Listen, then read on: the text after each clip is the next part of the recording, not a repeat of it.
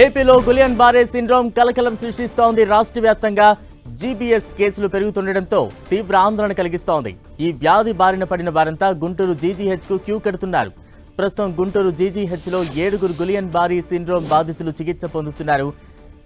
GBs బారిన పడి చికిత్స పొందుతున్న వారిలో 2 పరిస్థితి విషమంగా ఉంది. వీరిలో ఒకరు వెంటిలేటర్ పై చికిత్స పొందుతుండగా మరో వ్యక్తిని ఐసీయూలో ఉంచి చికిత్స అందిస్తున్నారు. సాధారణ వార్డులో 5 ఉండగా మరో 2 డిశ్చార్జ్ అయ్యారు. గులియన్ బారే సిండ్రోమ్ వల్ల ఆందోళన చెందొద్దని జీజీహెచ్ సూపరింటెండెంట్ రమణ ఎస్ఎస్పీ తెలిపారు. చిన్నపిల్లలకు కూడా ఈ వ్యాధి రావచ్చంటూ తెలిపారు. త్వరగా రికవరీ అయ్యే అవకాశాలు ఉంటాయని అన్నారు. అకస్మాత్తుగా చేతులు కాళ్లు నీరసంగా ఉంటాయని చెప్పారు.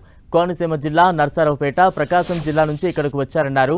ఎవరూ ఆందోళన చెందాల్సిన అవసరం లేదని, తాము చికిత్స అందించేందుకు సిద్ధంగా ఉన్నామన్నారు. ప్రజలెవరూ భయపడవద్దంటూ సూచించారు. ఈ వ్యాధి ప్రాణాంతకం కాదన్నారు. గులియన్ బారీ సిండ్రోమ్ కేసులతో ఏపీ ప్రభుత్వం అప్రమత్తమైంది. గుంటూరు జీజీహెచ్ను వైద్య ఆరోగ్య శాఖ ముఖ్య కార్యదర్శి కృష్ణబాబు సందర్శించారు. కేసుల వివరాలను అడిగి తెలుసుకున్నారు. బాధితుల ప్రస్తుత పరిస్థితి గురించి ఆరా తీశారు. ఈ సందర్భంగా జీబీఎస్ వ్యాధి 1,00,000 మందిలో ఒకరికి వస్తుందంటూ కృష్ణబాబు తెలిపారు. భయపడాల్సిన పని లేదని, అందరికీ చికిత్స అందిస్తున్నామని చెప్పారు.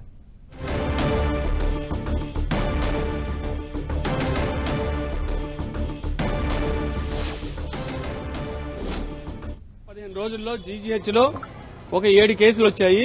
ఆ 7 కేసుల్లో మొన్న ఒక 2 డిశ్చార్జ్ చేశాము. వాళ్ళలో శ్రేష్ఠ అనే పాపకి 7 ఏళ్లు.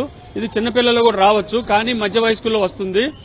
వాళ్ళ కోమార్బిడ్స్ ఉంటే వస్తుంది. వాళ్ళకి అంతమంది వైరల్ డిసీజ్ వస్తే వస్తుంది. ఇది కాళ్లు గాని చేతులు గాని వీక్నెస్ వచ్చి పని చేయలేకపోవడం, నడవలేకపోవడంతో వాళ్ళు ఇంట్లో వాళ్ళు భయపడి తీసుకొస్తారు హాస్పిటల్కి. దీన్నే జీబీ సిండ్రోమ్ అంటాము.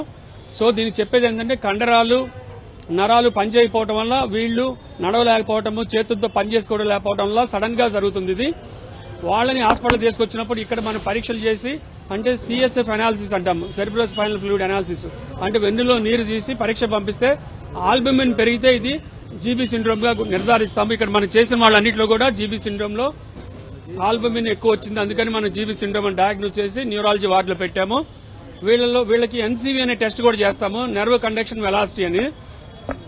అది కూడా పాజిటివ్ వచ్చింది. 7 2 డిశ్చార్జ్ చేస్తాం. వాళ్ళకి ఇమ్యూనోగ్లోబులిన్స్ మనం ఇవి కొన్ని ఇస్తున్నాము, చాలా ఖరీదైనవి. మిగతా హాస్పిటల్స్ లో అవి లేకపోవడం వల్ల అందరూ మన దగ్గరికి పంపిస్తున్నారు. ఈ చుట్టూతా 5 జిల్లాల నుంచి మనకి ఇక్కడ ప్రజానికి వస్తున్నారు. నేను విజ్ఞప్తి చేసేది ఏంటి, అలజడి చెందాల్సిన పని లేదు. ఇది 1,00,000 మందిలో ఒకళ్ళకో 2కో వస్తుంది. ఇది కోమార్బిడ్స్ అంటే షుగరు, బీపీ, ఇమ్యూన్ స్టాటస్ తక్కువ ఉన్న వాళ్ళకి, అంతకుముందు కోవిడ్ వచ్చిన వాళ్ళకి, అంతకుముందు వైరస్ డిసీజ్, వైరల్ ఫీవర్లు అవి వచ్చిన వాళ్ళకే వస్తాయి ఇవి. సో ఇవి వచ్చినప్పుడు తీసుకొస్తే మనం ట్రీట్మెంట్ ఇవ్వడానికి వీలుంటుంది. జీబీ సిండ్రోమ్ అనేది కొత్త వ్యాధి కాదు, అలాగే ఇప్పుడే వస్తున్నది కాదు.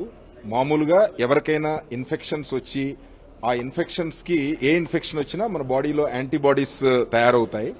ఆ యాంటీబాడీస్ ఆటో ఇమ్యూన్ సిస్టమ్ అంటే బేసిక్ కొన్ని చోట్ల మన ఓన్ బాడీ మీదే దానికి యాంటీబాడీస్ యాక్ట్ చేస్తాయి.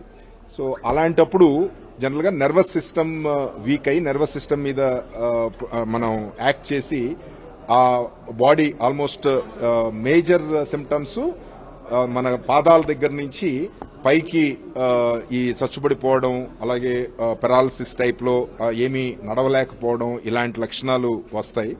సో ఇది స్టేట్ వైడ్, మన కంట్రీ వైడ్ గా ఎక్కడ చూసినా, గ్లోబల్ గా చూసినా 1 or 2 cases per 1 lakh population. 1,00,000 కేసుల్లో 1-2 కేసులు రిపోర్ట్ అవడం అనేది చాలా కామన్ గా జరుగుతుంది. కాకపోతే మన పూణేలో రీసెంట్ గా ఆల్మోస్ట్ ఒకే ప్రాంతంలో ఒక 140 పైన కేసులు వచ్చేటప్పటికి నేచురల్ గా ఇంకా ఏదైనా అంటే నార్మల్ గా వచ్చే ఇన్ఫెక్షన్స్ వలన కాకోకుండా బ్యాక్టీరియల్ డిసీజ్ ఏదన్నా స్పెసిఫిక్ గా వాటర్ గానీ, ఫుడ్ గానీ, కంటామినేషన్ ద్వారా గానీ ఏదైనా అలా వస్తోందా అనే దాని మీద గవర్నమెంట్ ఆఫ్ ఇండియా చాలా డీటెయిల్డ్ గా ఎగ్జామిన్ చేస్తోంది.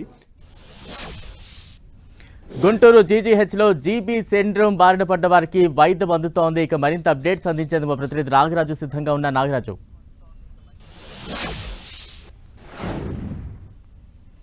బలరాం, ఇది గుంటూరులో కూడా దాదాపుగా జీబీఎస్ సిండ్రోమ్ సంగతి గురించి దాదాపుగా 7 కేసులు నమోదయ్యాయి.